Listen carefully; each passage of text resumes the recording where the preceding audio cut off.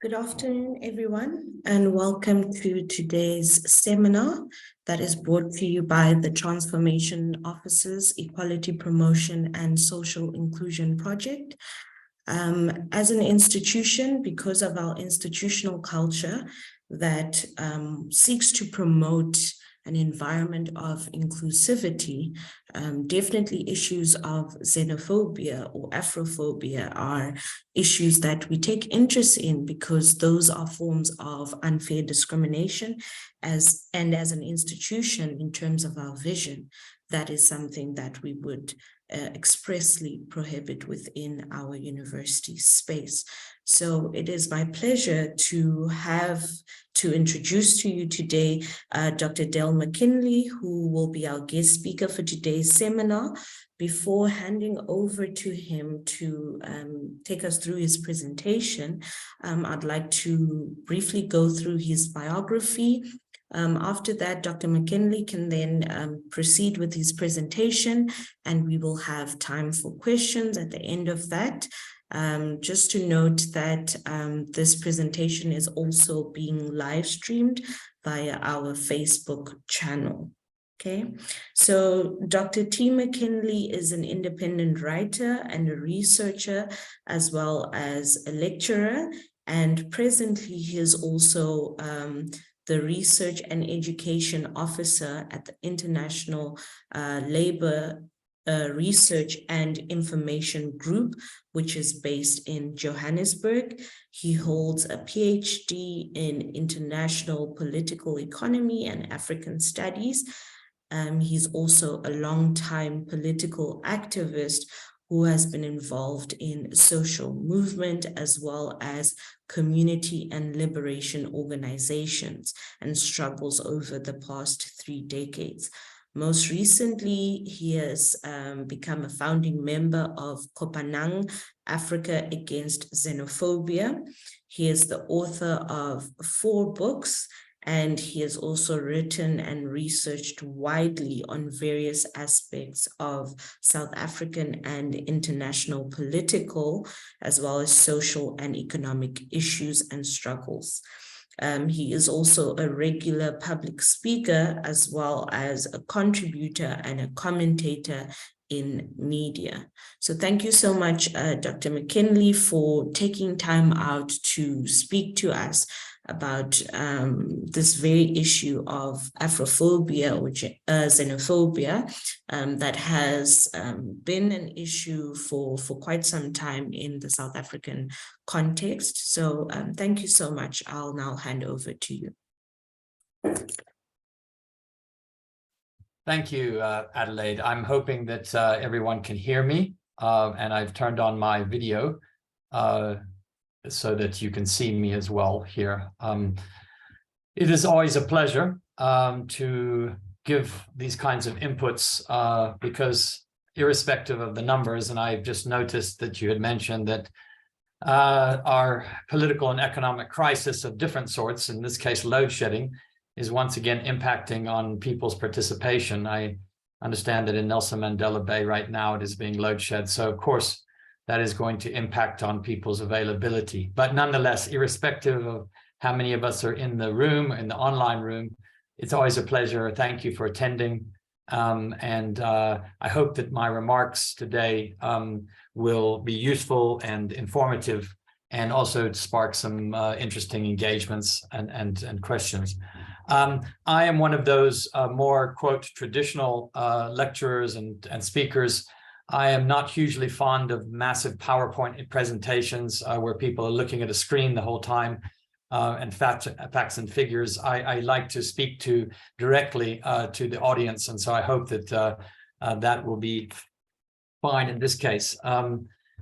So I have been asked to speak, obviously, in the context of Afrophobia Xenophobia.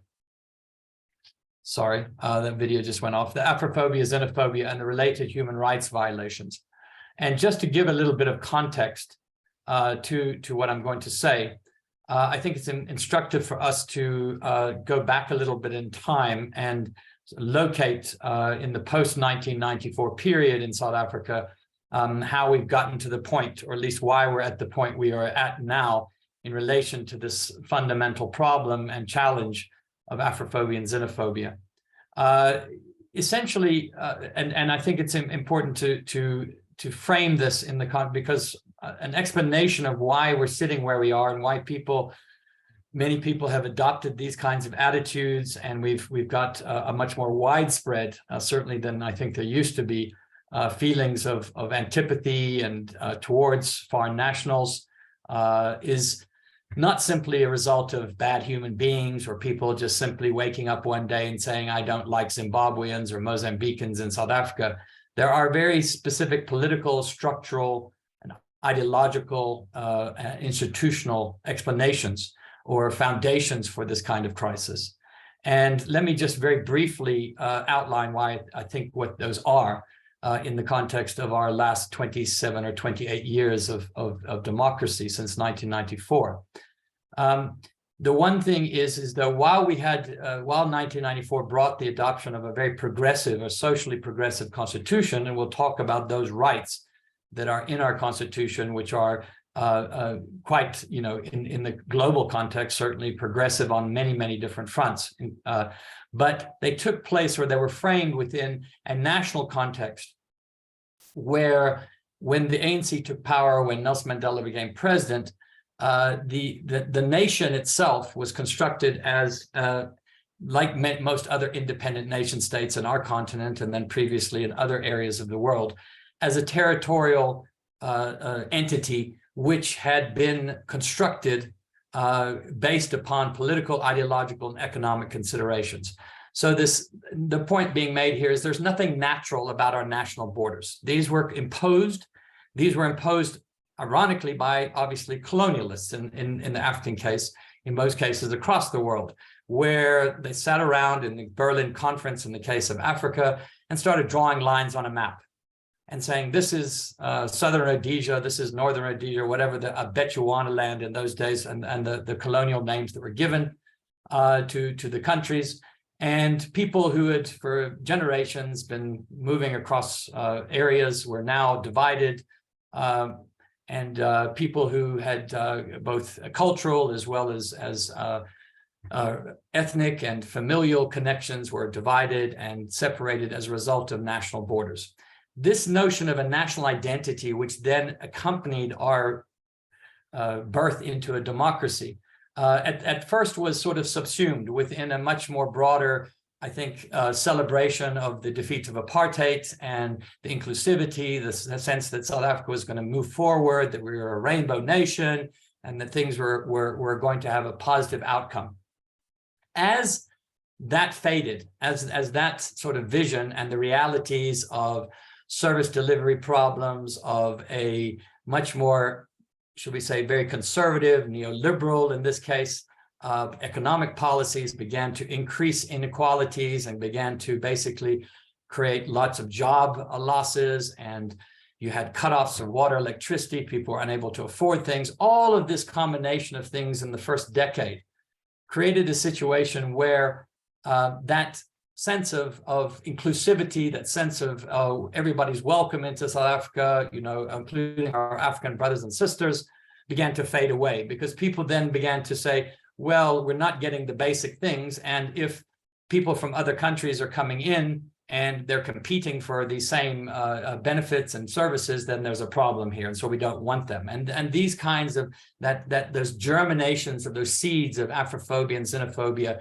were born within a nationalism, a narrow nationalism, and a national identity, which basically sought eventually, as these problems became to the surface, and as the ruling party itself began to essentially vacate its responsibilities to its own constituencies, it started scapegoating. You blame others. You don't take that responsibility for yourself. And as we can see globally, the easiest target for scapegoating are foreigners, foreign nationals, wherever. If that's in the United States, if it's in the UK, we've seen it in Europe, we've seen it all across the world. The most vulnerable, usually the most basically socioeconomically precarious people are oftentimes immigrants throughout history, irrespective of where they've been located or where they come from, both for political and socioeconomic reasons. So this germination of the seeds of xenophobia and Afrophobia have to be understood within both the political and socioeconomic structural realities of the new South Africa, the failure of the state and the failure of including the private sector, by the way, it's not just a state issue, to basically move in a direction that is more inclusive, that was where people will be able to not only enjoy basic services, but be able to have productive employment, to be able to enjoy decent standards of living, and to have access to the most basic things in life. These things, instead, we've moved more or less in the opposite direction for the majority. Certainly, a minority of South Africans have more than enjoyed those rights and have become very wealthy and have become very, very comfortable in the last 27 years. But the vast majority of South Africans have been left out of that equation. And that's created what I would call constructed competition. Constructed competition amongst the poor in particular, because the push to the margins of society, when you also have immigrants coming in who are escaping political persecution, escaping socioeconomic crisis, as in the case of Zimbabwe, post-2000 period, Mozambique, other countries, the DRC, and across our continent, as well as, by the way, from places like Pakistan, Bangladesh, and many other countries where people are coming in generally as a result of the crises in their own countries. They're coming into a situation where they are also pushed to the margins, and we'll talk about why that's the case. And so you have what I call a constructed competition of the scraps from the master's table that fall down, and people scramble for those scraps and fight amongst each other. And this is, of course, we know who this benefits. Whether it's in South Africa, whether it's in the United States, whether it's in the UK, it benefits those that have capital. It benefits those that are in power.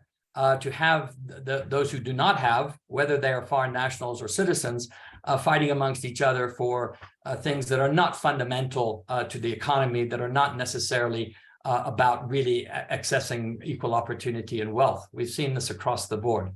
So with that kind of context and history I want to then now move into looking at the different sectors or the different areas of how this has played itself out, particularly in the last 15 years, because it was sort of boiling underneath the surface for the first decade of the post-1994 period. We had occasional incidents of xenophobic violence directed, for example, at small-scale businesses and some of the townships and other areas. If you remember, in the late 1990s, there were some incidents of people being thrown off trains who were identified as foreign nationals, I think in this case, Somali nationals. But there was not any widespread xenophobic violence that had taken place. And up to a certain point, those in power were reticent to embrace this kind of politics openly, because remember that the ANC itself had come to power on the back of an incredibly powerful internationalist support, especially from other African countries. Without that international support, without the havens in exile, without being welcomed, the struggle against apartheid would have been much less powerful, and certainly would have taken a lot longer in order to succeed in transferring power from the apartheid state to a democratic government.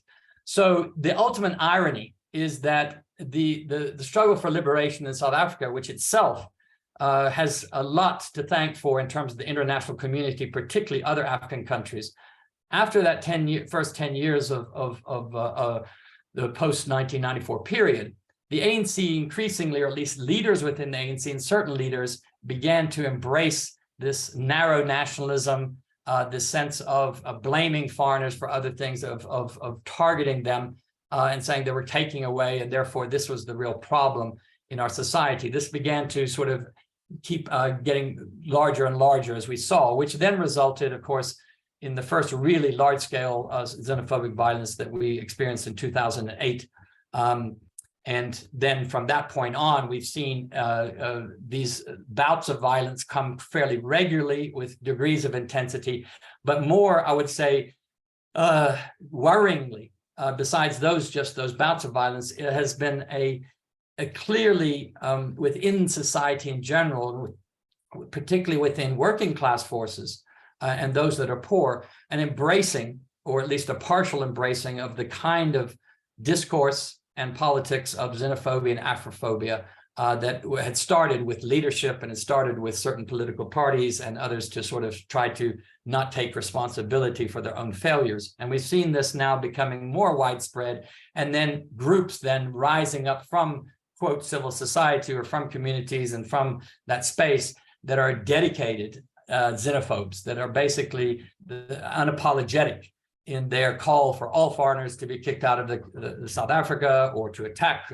informal traders, or to try to prevent people from accessing services because of their nationality, and so forth. This is what we've seen.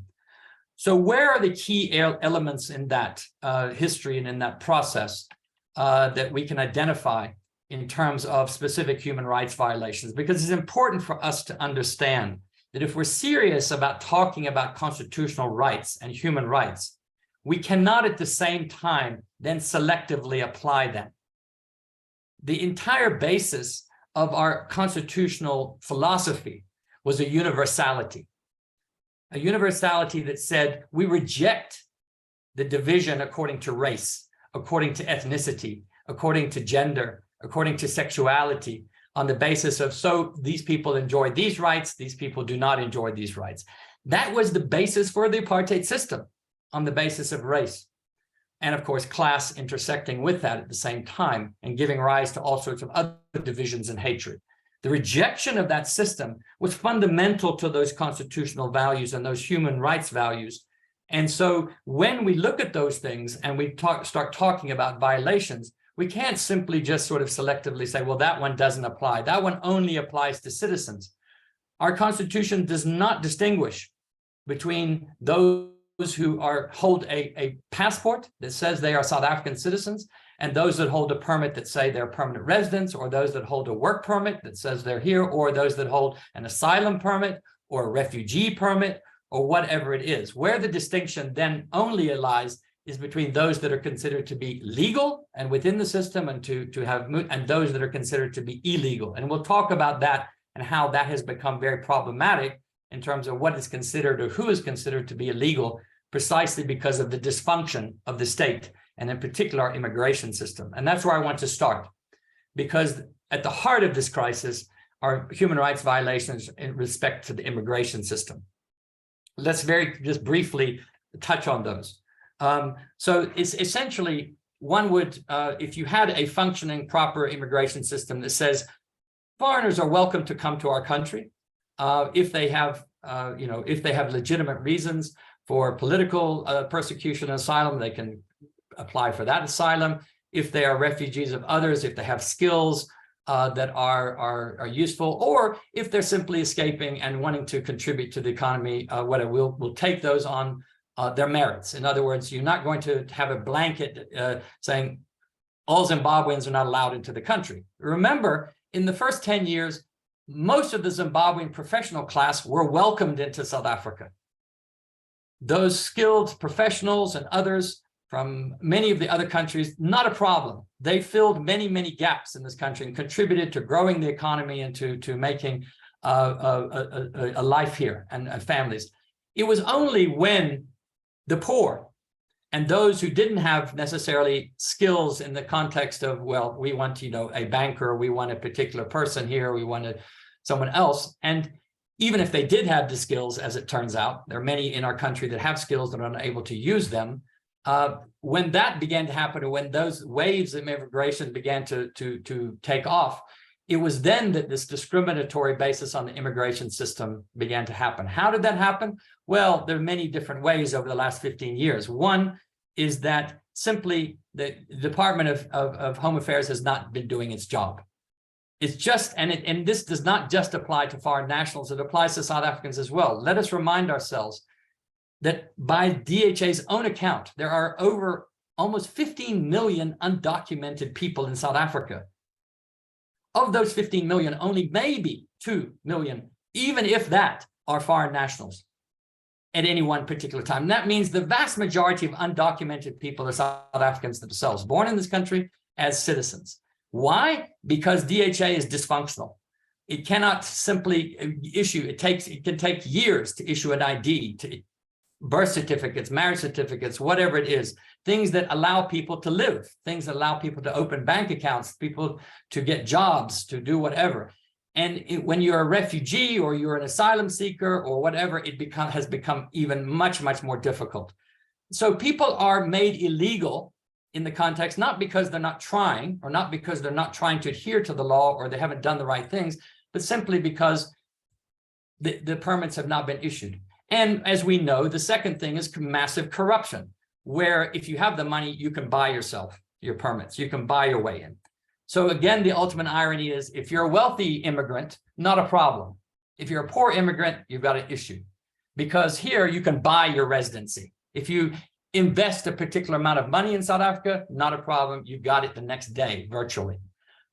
Or if you've got connections and you've got a particular professional and you're offered a job by a corporation and they deal with these things, it usually doesn't make a huge difference, even though if it might be more difficult than it used to be. So we've got those situations within our immigration system that are fundamentally creating illegalities, constructed illegalities when they should not be there. And then on top of that, what has happened is, over the last many years, many of the centers where immigrants would go to that were local have been closed. So centralization of the process in Pretoria, in only a few refugee centers and other places where people can go to renew their permits or make applications, has made it virtually impossible for people, or very, very difficult for people to do these things. So access becomes another issue and a human rights issue. So that's the immigration system. That then, that sort of segues into this issue about equality before the law. So we have our constitutional values that I talked about in the relation to everybody equal before the law. It doesn't matter whether you're born in this country or not. It doesn't matter what color you are. It doesn't matter what ethnicity you are. This is the basis for a equality before the law. However, what we've seen in practice and where the violations happen is this is not equally applied. So corruption, again, within the judicial and the law enforcement systems. I'm just going to give you one more recent example of someone I know, a PhD student from Zimbabwe, who's a good friend of mine, who's here at the University of Johannesburg. And she was just telling me that just a few months ago, she went to the police station, one of the local police stations in Johannesburg. She thought she had to get a police clearance certificate in order to renew her student study work visa. She found out later that that wasn't necessary. But when she went to the police station, she was told it would take 8 to 12 weeks. She was like, that's going to be too long, so let me try to figure out something. As she was leaving the police station, a police officer grabbed her arm and pulled her into a side room and said, we'll get it for you in 24 hours if you give us 3,000 Rand. Simple as that. In the police station, uniformed police, basically offering, and that's the way the system is working these days. If you pay, you'll get. If you don't, well, good luck, essentially. And this in the context, and then when you get to the courts, the police arrest you for not having documents. This happens regularly, roundups that happen in my city, Johannesburg, many other places, of people, irrespective of whether they have documents or not. Sometimes the police tear up those documents and they hold them, they come before the court. The court just basically mostly says, you don't have the documents, you go to Lindela, you get deported. Or you're going to, if the immigrants, obviously, who very seldom have the resources legally and otherwise to contest these things, then are even made even more vulnerable. So we have this situation. Then let me mention several other things about equality before the law, because, for example, we have laws against incitement to hatred, against hate speech, against, on the basis of race, on the basis of ethnicity, on the basis of what one looks like. And yet, when the law is applied, it's applied unequally to those who basically are engaging in constant hate speech. Let me give you a recent example with Operation Dudula, which was going around in the Gauteng province to try to prevent, quote, foreigners from accessing health facilities and clinics. And in one case at the Kalafong Hospital, which is just outside of Pretoria, there, they basically said they were stopping people and looking at the color of their skin to see how dark they were. And if they were too dark, then they were refused entry. It's incredible if you think about our history as a country, where this was the basis of the apartheid system, on the basis of giving, remember, the pencil test in your hair, or whether you were, how you were going to be racially classified under the apartheid system. And now we have Black South Africans stopping Black Africans and saying you're too Black to be a South African. Or you're too, because you're so Black, then you can't be a citizen. Sorry, you're denied services. And they're not arrested. And they're not held responsible. Or you have Gayton McKenzie of the Patriotic Alliance on national television, basically saying that he would pull the plug on patients, foreign national patients in hospitals. He would pull the oxygen during COVID in order to save South African lives, and inciting people to violence, to say we must get rid of foreigners, we must arrest them, conduct citizens arrest, and so forth. Has anything happened to Gayton McKenzie? No. Has Gayton McKenzie been arrested for hate speech? No. Have anybody that is, and I can give many more examples of other politicians and others who have engaged in this kind of hate speech and incitement to violence, which we know has an incredibly horrendous history in our continent. When people on the basis of race, ethnicity, and other things began to engage in this kind of speech, it can quickly devolve into large-scale violence and targeting of people who are different, in this case, on the basis of nationality. But we don't, our law enforcement officials generally do not act on these things, whether they're police. And then, of course, there's private security, which is another matter, which obviously takes the laws oftentimes in its own hands. The examples here in the inner city of Joburg, where almost every day you have private security and JMPD, Joburg Metro Police, running through the western part of the CBD, where there's many foreign nationals who own small businesses, and basically shaking them down for money, essentially under the guise of trying to get counterfeit goods out of the system, and basically accepting bribes, and as soon as they get paid, they leave. And so we have all of the different security and so-called law enforcement officials that are not implementing the law, that are not following it. It's not being applied equally. And these, again, result in massive human rights violations. And I haven't even mentioned, well, I've mentioned in passing, vigilante groups and xenophobes like Operation Dula, like all of these other, the All Truck Drivers Association, which was, of course, burning people alive in trucks because they were foreign drivers, and trying to get them out of the way. And we've seen other kinds of things. We hardly seen any arrests, anybody being held responsible for these kinds of acts where people have died. It's not just a question of calling people bad names or intimidating them. The trauma that is visited, for example, in these latest attempts by Operation Dudula to prevent people from accessing clinics. In Yeovil Clinic here, there were pregnant women who were being tossed around and kicked onto the ground simply because they spoke a different language, or they appeared differently, or they're identified as foreign nationals. It almost boggles the mind. And then this becomes something that's naturalized. The politicians don't say anything, or if they do say something, they say, well, we shouldn't do that. Bad boys, bad girls, whatever it is. And we don't have a sense of taking it seriously. Even within the ruling party, which you could see, previous spokespersons, the Minister of Home Affairs and others have come out boldly with xenophobic statements.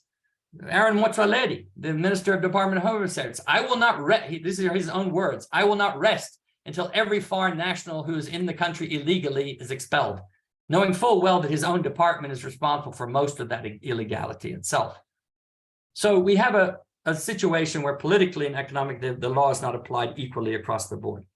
I mentioned this issue of particularly of health xenophobia, where people's rights to access to health, which of course is in the law. It's done. If you have an emergency situation and you have been attacked or you've been burnt and you come to a clinic, imagine a situation to say, as the Limpopo MEC, Dr. Ramatuba, in her rant against her complete sort of embarrassment of a Zimbabwean patient, to say you're to blame for all of the problems within the Limpopo health system, when of course all one has to do is do research over the last 10 years. And what do you find?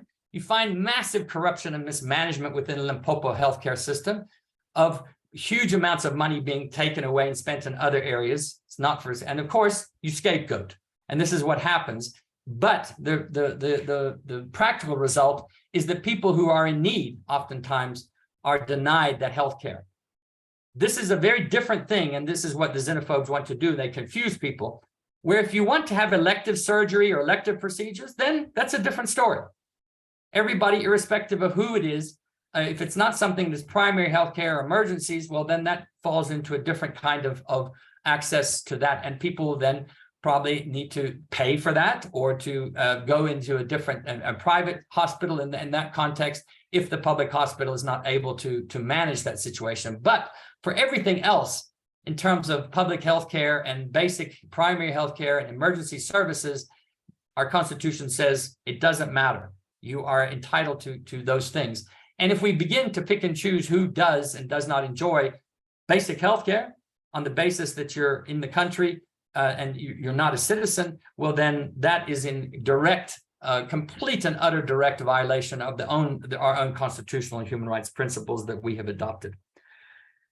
Then let's turn to basic services. Let's go down to the community side of things, where in these poor communities that I talked about, where there's constructed competition, because where do immigrants naturally tend to move towards when they come into a country, irrespective of whether it's in South Africa or anywhere else? They either tend to move into central business districts in the heart of cities, where they can get so-called lost within that, and there's communities of support in other places. This has happened. White immigrants in this country that came in the early part of the 20th century, Jewish immigrants, immigrants from Eastern Europe, immigrants from all over, the different British people, did exactly the same thing. Exactly, except they were treated as welcome. They were welcomed and treated because they were white in that case. The same applies, again, as I said today, if you've got money. Nobody goes, the xenophobes do not go and demonstrate and attack people in Sandton. They don't. Where do they do it? They do it in poor communities and settlements. They don't go and attack, in malls, people who are owning businesses simply because they're foreigners. They might be wherever they're from. If they're contributing to the economy, then they're welcome. They'll just say, please employ. What people do is please employ South Africans as opposed to employing foreign nationals. But they'll target informal traders who are trying to eke out a living in the township areas or in informal settlements by selling small little things on the side of the road. And they'll attack them and overturn their goods and destroy them in the name of what? Economic empowerment. For whom, obviously, is the question. And that gets to another area about vigilantes and others, where there's mafia style things that are underneath this. It has very little to do with people's politics. It has there to do with their pocketbooks and their wallets, in the context of trying to basically shake people down and make money. And they're using xenophobia as a cover, or they're using this as a cover for it. But if we go down to the communities themselves, and to informal settlements and to townships, where access to basic services, water, housing, electricity, again, this has become a focal point for this tensions, xenophobic tensions and Afrophobic tensions. In the first 2008 violence, one of the kernels of that was in Alexandra, where there was the Alexandra Housing Project. And there were business people and others who all of a sudden decided that this was an area they wanted to get hold of, these RDP houses, and basically to use them for their own purposes. So they came up with this notion that essentially foreign nationals were stealing the RDP houses. And therefore they must be taken out, and they must be attacked, and they must be pushed out of the community, because that was happening. While you might have had one or two corrupt individuals, whether they were foreign nationals or not, it was clear that the vast majority of the corruption in the housing market was being done by South Africans themselves.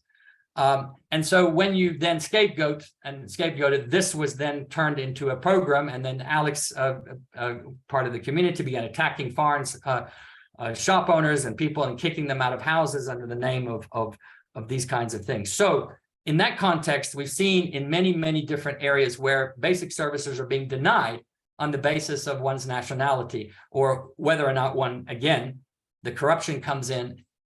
If you pay, you do on the side, well, it doesn't matter who you are, you'll probably get the service if you can. But the targeting in particular of those that are far, in other words, in order to sort of take away the blame from local municipalities, from others, and their failure of service delivery. The same then, I'm running out of time, but there's the same kind of application can be made in the other area which is being used and human rights violations, which is the labor market and jobs. So what do we see?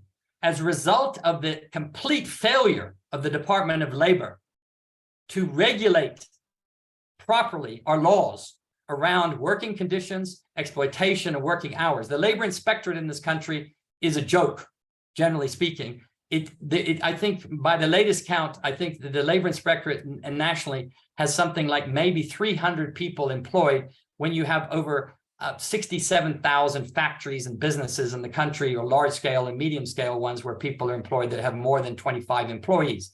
There's no way that you can basically regulate and make sure that workers are not being exploited. What's the result? People who come in who are desperate are then taken advantage of. We've seen it in rurals and farm areas and in Limpopo and other places in the Western Cape and the wine farms, other places.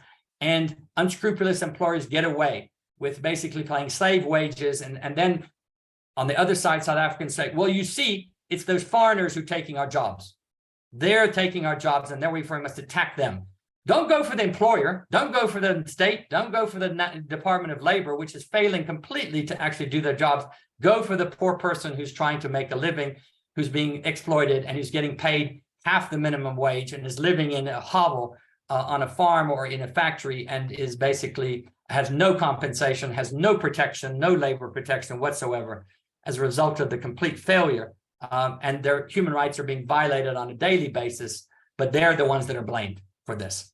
And that's the nature of xenophobia and Afrophobia in this context. And I don't even have the time to talk about, for example, the myths and the lies that are perpetuating this kind of discourse about. So, for example, just to use one example, where this issue of foreigners are taking our jobs. That's one of the things, and we must get the jobs back. If one goes and does the research, if one looks at all the available statistics, which we have done as CACS and many others have done, it gives lie to this. We know this. I can cite all those statistics. I don't have time to do that, but we can engage those later, as well as our own legislation, which is not good progressive labor legislation, which is simply not being implemented and not being followed. So these are some of the basic things and the areas of these human rights violations that have been allowed as a result of this history, the structural kind of realities, the policies, the lack of enforcement of our own legislation, the dysfunction of the institutions, the corruption, and so forth, all have fed into a situation which has given rise to a really worrying situation that we have in South Africa today. And it's worrying and should never be underestimated how this can turn, not just, today it can be foreign nationals that are being attacked. Tomorrow, you're going to be attacked because you're a Xhosa person who's in a Zulu area, or you're a Tswana who's in Sotho area. And so it's your ethnic identification, or it's your gender identification, or it's your sexual orientation identification. Where does the line stop according to the othering of people? Always something else, always discriminatory. And once that train gets moving, it's going to be very, very difficult to stop. It already is moving. And the just to end on a note that says, in terms of those forces that are pushing back, those that are trying to defend our Constitution, those that are trying to make application of the law, while understanding that there's difficult realities. So let me just say this in conclusion. It's not to deny that there are real legitimate grievances. It's not to deny that there are a whole range of fundamental problems. The point is that if we're trying to find the source of those problems and to rectify them, then we must be very clear who's responsible for those. We must be very clear who we're going to be targeting as a result of that. And it's certainly not foreign nationals themselves who are the source of these problems in the main at all.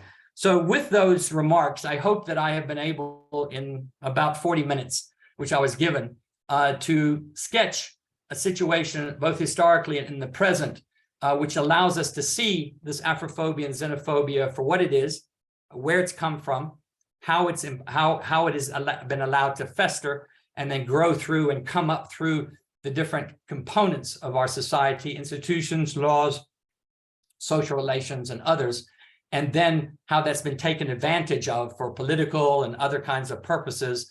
But just to end on a bit more of a positive note is to say that I fundamentally believe, and I think everything points to the fact that the vast majority of people who live in this country, who work in whether they're citizens, are not xenophobes.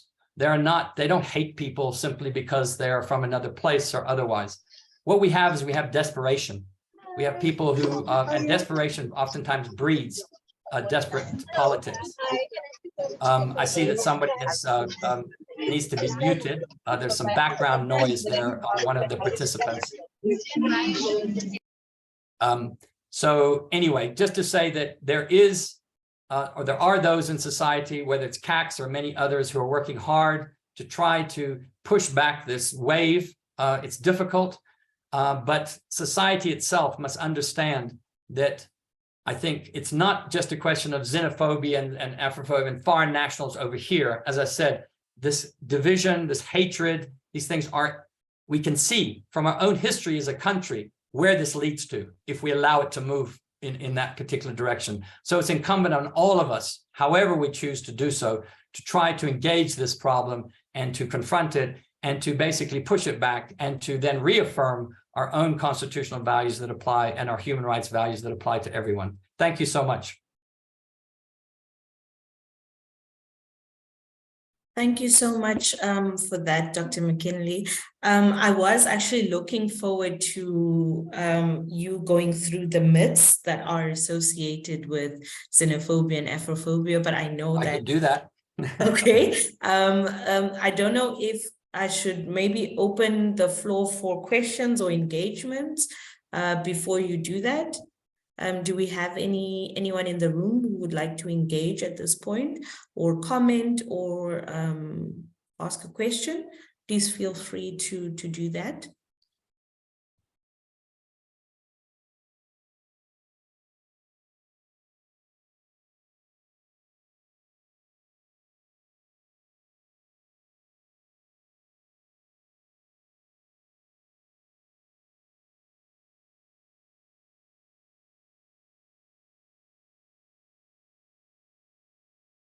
Okay, maybe as we were waiting for the questions or the comments to flow, Dr. McKinley, can you take us through the myths? You spoke about a very important one, which is that the issue of foreigners stealing jobs or citizens and foreigners competing for jobs. There's always this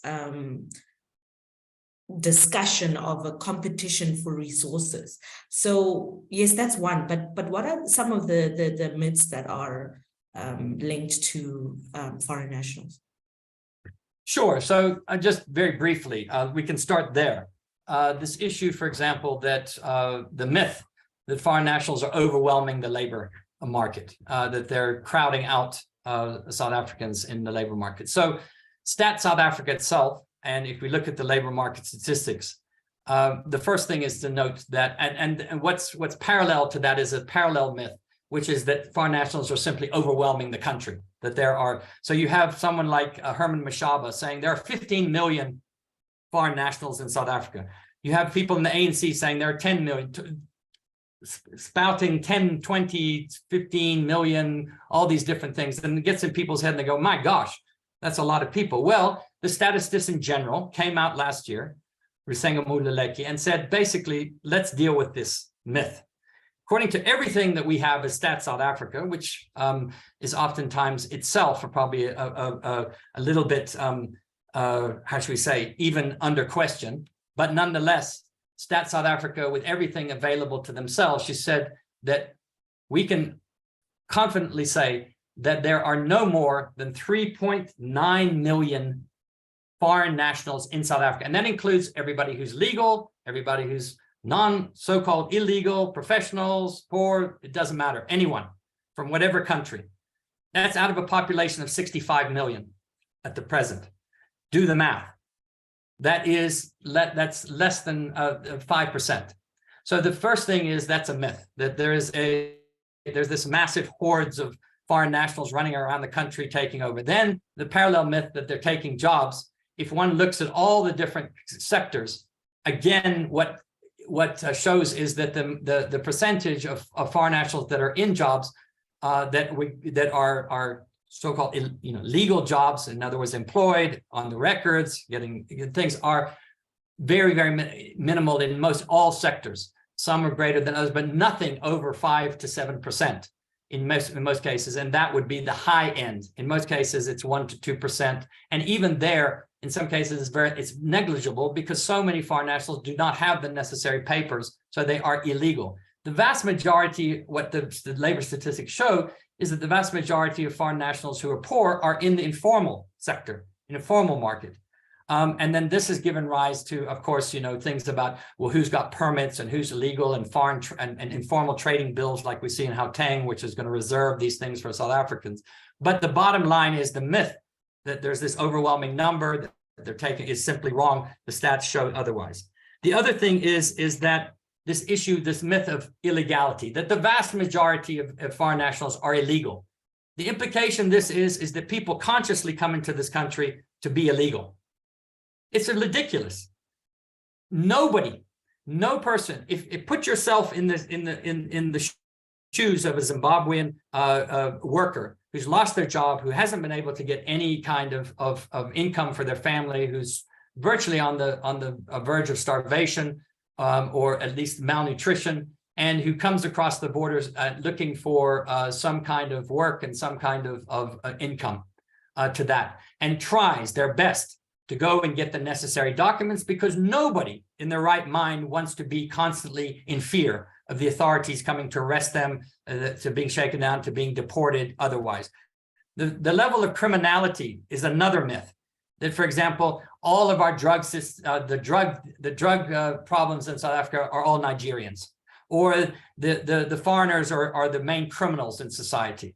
Again, the statistics show, if you look at the prisons and the statistics released by the prisons department and the Minister of Correctional Services, you'll see that the percentage of people who are in prison that are foreign nationals is less than, I think, 5%, 4%, 5%. So in that case, it's consistent with essentially with what the number that's in the demographic and the overall. So again, there's not a huge amount, this myth of criminals, that people are driving the drug trade on a range of fronts. We know that these things and the statistics prove otherwise.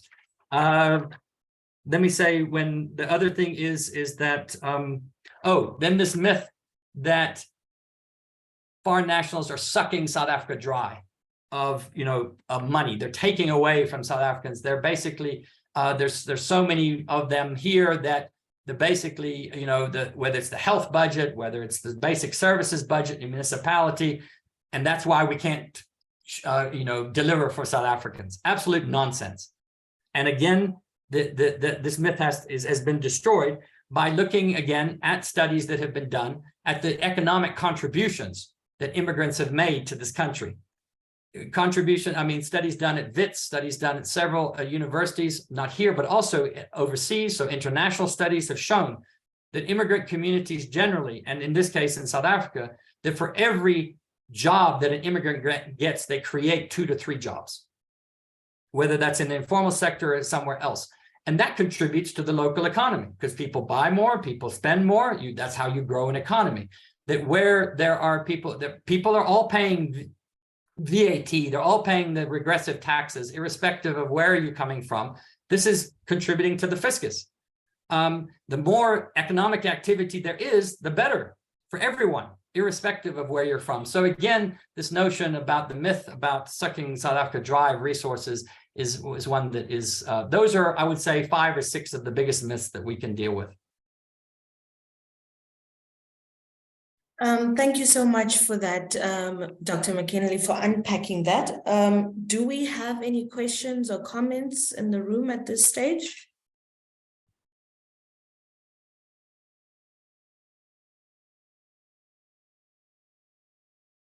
I think whilst we're waiting for any questions or comments, I think for myself, I think I have a bit of a problem with the term I think, illegal immigrant. It goes back to some of the myths that you were talking about. And I think that that term also tends to fuel to, I guess, the image that we have of foreign nationals. So I don't know, it gives the impression that you are criminal already from the start point. So yeah, I think undocumented, I'm willing to accept, because yes, you don't have the relevant documents. And as you said, some of them have tried ad nauseum to get those documents, but the system has failed. So this term illegal is quite problematic. I think we have a hand up there from Cyprian. Go ahead. Dr. McKinley. Yes, hi, Cyprian. Yes, thank you for the presentation. I'm hearing an echo on my side, probably, but I'll just try and go ahead. You paint a very gloom picture, for foreign nationals that are living in the country. I mean, take, for example, I'll just provide a brief background. I mean, I'm a Zimbabwe national permanent resident, and I want to contribute to the South African economy in some measure, but I mean, from what you said, it seems as if there is an entrenched thinking in the populace of, even despite the facts that you present here, I'm not so sure if people will take it seriously. I mean, what would be your advice? I mean, one will just move overseas, and that's the only option. But as well, I mean, I'll be far from home, further from home, which I don't want to do. So I don't know, what are your thoughts on that matter? Thank you. Sure, Cyprian. Thank you for those questions. I think that in some ways gets to the heart of the more personal side of these impacts of what this has done to people who've come to this country over the last 15, 20, 25 years, and have made contributions in whatever way that is, whether that's within the educational system, as is the case in with yourself, or whether that's in industry, or even if that's within the trades and more working class kind of occupations, which are just as important.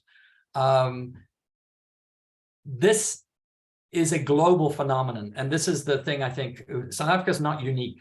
We have our own a fairly unique history in that sense, which I think gives a lot more weight to why this problem is so, I wouldn't say intractable, but I would say is so deeply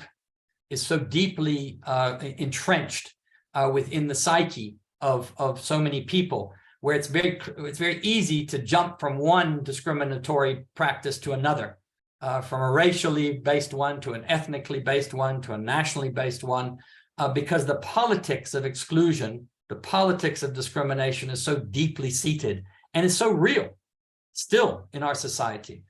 And that gives South Africa a very, it's difficult, but I want to put it in the context of, when the old saying, the grass is not greener on the other side. I know Zimbabweans, Mozambicans, people from the DRC who have gone to the United States and faced very similar experiences, have gone to the UK. Some of them have not, some of them have. Same in this country.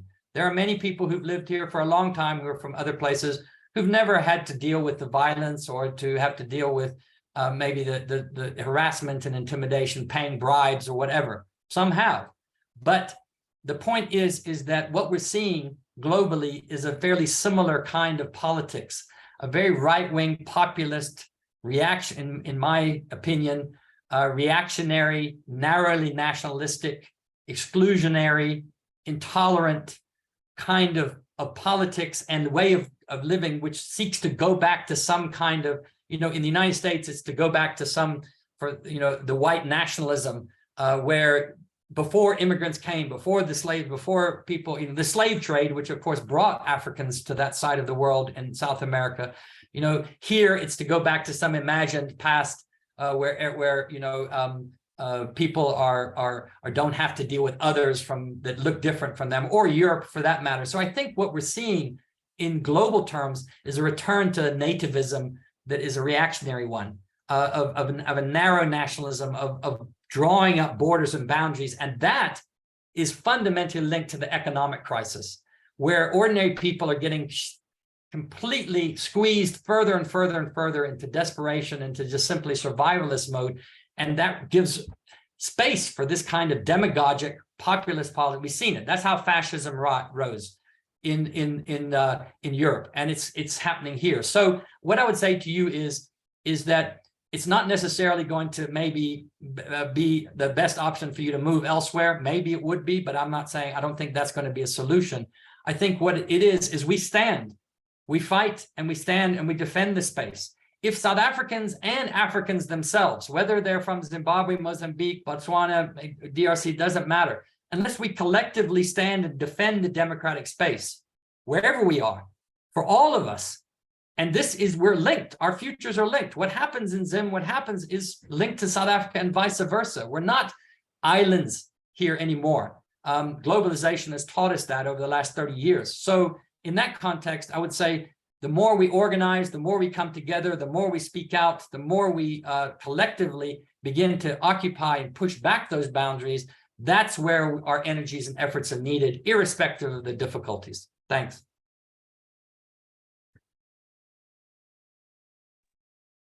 Yes, can I just go ahead and give a comment? That was a very comprehensive analysis. And yeah, if there are any spaces in which maybe even people can contribute towards that discourse, I would very much want to participate and get that knowledge out. I think that would be helpful, because I mean, there's no use in terms of running away, as you rightly say. I mean, this is in your analysis, it's very comprehensive. Thank you very much. Okay, I've just placed my email address in the chat for anybody who wants to find out, for example, more about the Kopanang, the Coalition Against Xenophobia, or other areas. I'm happy to pass on contacts or other areas. There are places where people can get involved. Kopanang has activists all over the country that are doing different kinds of things. So feel free to email me, and I am happy to try to help in that regard. Thank you so much for that, Dr. McKinley. I definitely am interested as part of our equality promotion and social inclusion project to be an activist or to join hands with you in that particular effort, and for us to continue to engage, because I think definitely one conversation is not enough. It won't do the job. And we need to, I think what I got a lot from what you've just said is unity is extremely important, especially in the African or Pan-African dynamic. So I think these are not only conversations for foreign nationals. I think that's the biggest problem that we tend to have at this moment, where you have an event like this, and maybe the question on the other side might be, why does that relate to me? Why do I need to be involved in that? So I think we need to dismantle that particular barrier. And I think it's definitely an ongoing process that we need to engage in.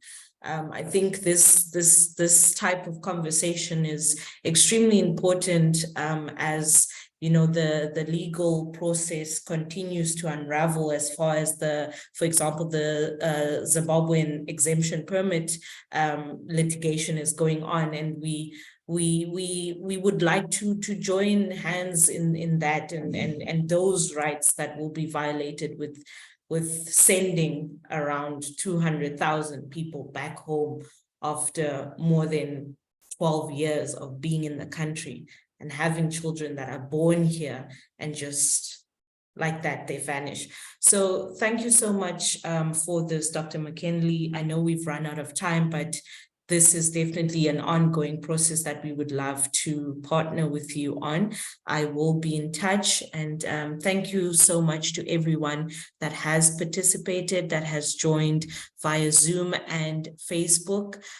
We hope we will continue to join hands and continue to advocate for the rights of everyone, not just citizens, not just Zimbabweans, but everyone. So thank you so much for your very insightful presentation.